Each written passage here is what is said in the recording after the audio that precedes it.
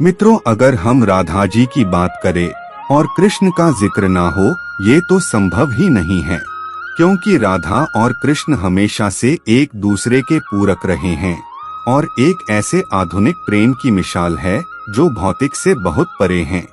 मित्रों, वैसे तो राधा कृष्ण का प्रेम अनादि काल से चला आ रहा है, पर द्वापर युग में भगवान नारायण ने कृष्ण रूपी अवतार लिया तो संसार को प्रेम का सही अर्थ समझाने के लिए कृष्ण की ही अंश राधा ने यमुना के निकट रावल नाम के एक गांव में विश्व भानु और कीर्ति के यहाँ राधा रूप में जन्म लिया।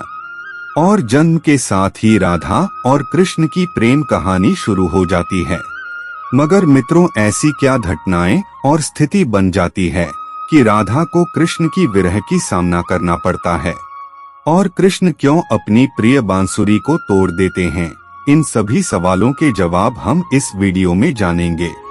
नमस्कार मित्रों, स्वागत है आपका आज के इस नए वीडियो पर एक बार फिर।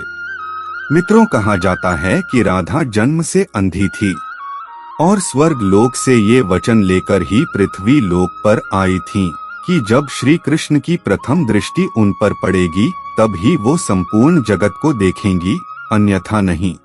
तो देखा आपने कैसे शुरुआत से ही दोनों एक दूसरे से जुड़े रहे हैं। बचपन से ही कृष्ण अपनी लीलाओं और बांसुरी की मधुर धुन से पूरे बरसाना वासियों का मन मोहित करते रहते हैं, और राधा और कृष्ण तो 8 साल के उम्र से ही अपने प्रेम का आनंद लेने लगे थे। मित्रों, श्री कृष्ण को अपने जीवन में राधा और बांसुरी दो ही सबसे प्रिय थे जो आपस में एक दूसरे से गहराई से जुड़े थे। मित्रों, जब भी श्री कृष्ण बांसुरी बजाते, राधा उनके पास दौड़ी चली आती और घंटों तक बांसुरी की धुन में मग्न रहती, जो कि उनके प्रेम को और बढ़ाता गया। वो यमुना नदी के तट पर बैठकर घंटों समय व्यतीत करते थे, पर उनका ये सुखद समय कुछ ही वर्षों का था, क्योंकि जैसे ही कृष्ण के मामा कंस को उनके वृंदावन में होने का पता चला, उसने तुरंत ही मथुरा में युद्ध का निमंत्रण दे दिया, जिसके लिए कृष्ण को अपनी यशोदा माँ और पूरे गांव के साथ राधा को भी छोड़कर जाना था।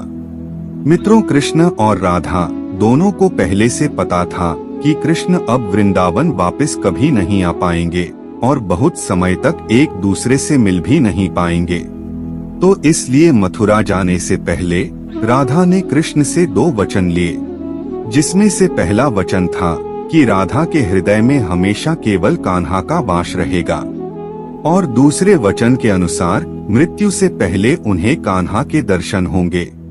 परंतु इन वचनों को देने के बाद श्री कृष्ण को पता था कि राधा उनके विरह में बहुत विलाप करेंगी, तो राधा हमेशा खुश रहे, इसके लिए श्री कृष्ण ने भी राधा से वचन लिया कि राधा को श्री कृष्ण की याद में अब एक भी आंसू नहीं बहाना होगा।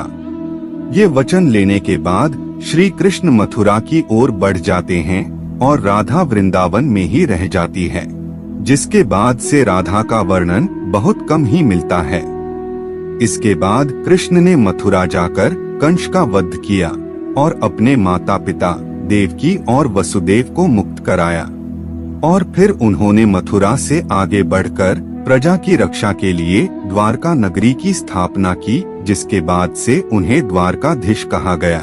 मित्रों, कृष्ण द्वारका में रुक्मणी और सत्यभामा से विवाह करते हैं। साथ ही इनके अलावा भी कृष्ण की 16,108 रानियां थी, जिनमें से रुक्मणी कृष्ण की सबसे प्रिय पत्नी थी।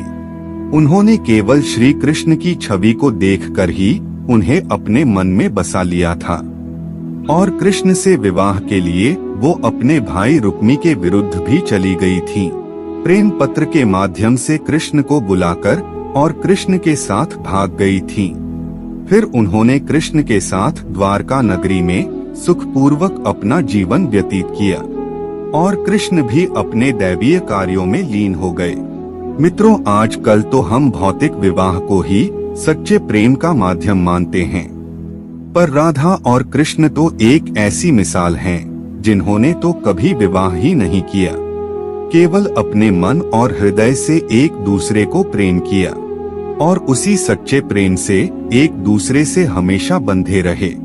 मित्रों, राधा और कृष्ण के प्रेम की बहुत सी अलग अलग कथाएं हैं और उन्हीं में से एक प्रचलित कहानी ये है कि श्री कृष्ण कभी कभी सोते ही राधे श्री राधे बोल पड़ते थे, जो श्री कृष्ण की रानियों को अच्छा नहीं लगता था। तो एक बार रुक्मणी ने श्री कृष्ण से कहा कि हे प्रभु, प्रेम तो हम सब भी आपसे करते हैं, पर ऐसा राधा जी में क्या है जो आप सोते हुए भी उन्हें याद करते हैं। तो कृष्ण बोले कि तुम एक बार राधा से मिलाओ, फिर तुम्हें खुद ही पता चल जाएगा। पर जाने से पहले राधा के लिए कुछ लेते हुए भी जाना।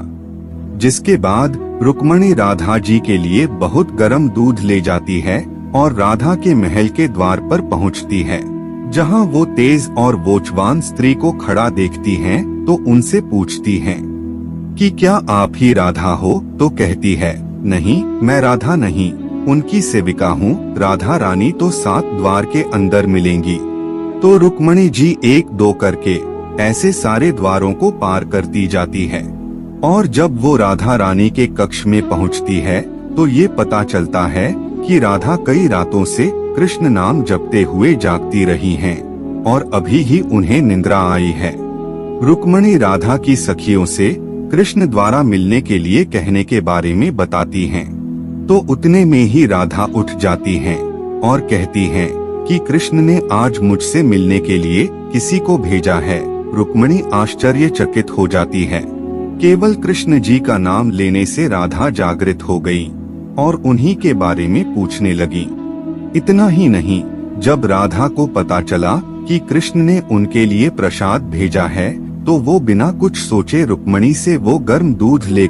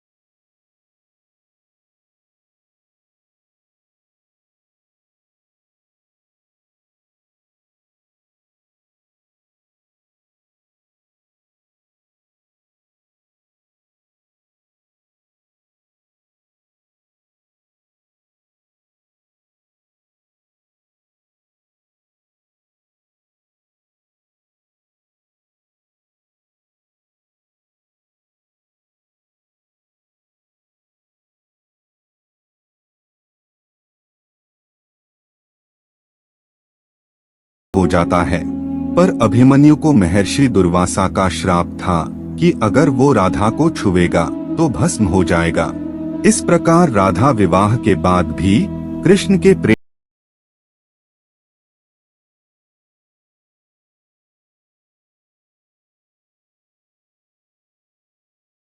समस्त जिम्मेदारियों से मुक्त हो जाती है। तो फिर वो कृष्ण के पास द्वारका आती हैं।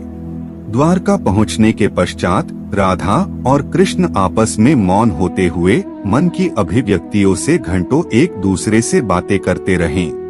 कृष्ण के अलावा द्वारका में राधा को कोई पहचान भी नहीं पाया। फिर राधा कृष्ण के महल में निवास करने लगी और कृष्ण ने भी उन्हें महल में देविका के रूप में नियुक्त किया, जिससे राधा महल में काम करने के साथ समय मिलने पर कृष्ण की भक्ति और उनसे प्रेम पूर्वक बातें कर सकती थी। परंतु कृष्ण तो अब अपने राज्य पाठ व अन्य कार्यों में व्यस्त रहते थे। दूसरी ओर राधा अपने पुराने कृष्ण को ही याद करती थी और कृष्ण का पुराने दिनों जैसा साथ ना पाकर राधा का मन और अधिक व्याकुल रहने लगा और उन्हें डर सताने लगा कि कृष्ण की जो मनोहर छवि उनके हृदय में है वो कहीं धूमिल ना हो जाए। इसी डर से राधा ने चुपचाप तरीके से राज्य भवन और द्वारका नगरी भी छोड़ दी, जिसके बाद ऐसे ही कुछ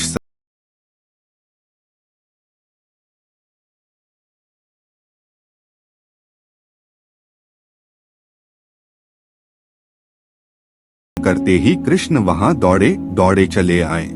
परंतु राधा की अत्यंत दयनीय स्थिति देखकर वे अत्यधिक भावुक हो गए और उन्होंने राधा से अंतिम समय में कुछ मांगने को कहा, जिस पर राधा ने उनके सामने एक ही इच्छा प्रकट की थी कि वो अपने जीवन के अंतिम क्षणों में कृष्ण का वही रूप देखना चाहती है जैसे वो वृंदावन में देखा करती थी। वे उन्हें वही बांसुरी की मीठी धुन बजाते हुए सुनना चाहती थी। मित्रों, राधा का बस इतना कहना था कि कृष्ण ने अपनी बांसुरी उठाई और वही मीठी धुन बजाने लगे और बांसुरी बजाते हुए कृष्ण और उनकी धुन सुनती राधा, दोनों के ही आंखों से प्रेम के आंसुओं की धारा बह रही थी। इतना ही नहीं, बांसुरी की मीठी धुन सुनते सुनते ही माता राधा ने उनके सामने प्राण त्याग दिए, जिसके बाद उनकी मृत्यु से कृष्ण इतने विचलित हो गए थे कि उन्होंने अपने प्रिय बांसुरी को वहीं तोड़कर फेंक दिया था। तो ऐसे राधा की मृत्यु के साथ ही कृष्ण ने बांसुरी से भी हमेशा के लिए मुख मोड़ लिया, क्योंकि बांसुरी और राधा का अद्भुत रिश्ता था। इसलिए राधा के मृत्यु के पश्चात कृष्ण ने अपने शेष जीवन में बांसुरी तो क्या, किसी अन्य वाद्य यंत्र को हाथ भी नहीं लगाया। मित्रों, राधा और कृष्ण की प्रेम कहानी के लिए कहा भी जाता है कि एक प्राण दो देही, राधा संग स्नेही, जिनके शरीर बस अलग थे लेकिन आत्मा एक ही थी। तो मित्रों, आज के लिए बस इतना ही। अब हमें इजाजत दें और वीडियो को अंत तक देखने के लिए आपका बहुत बहुत शुक्रिया।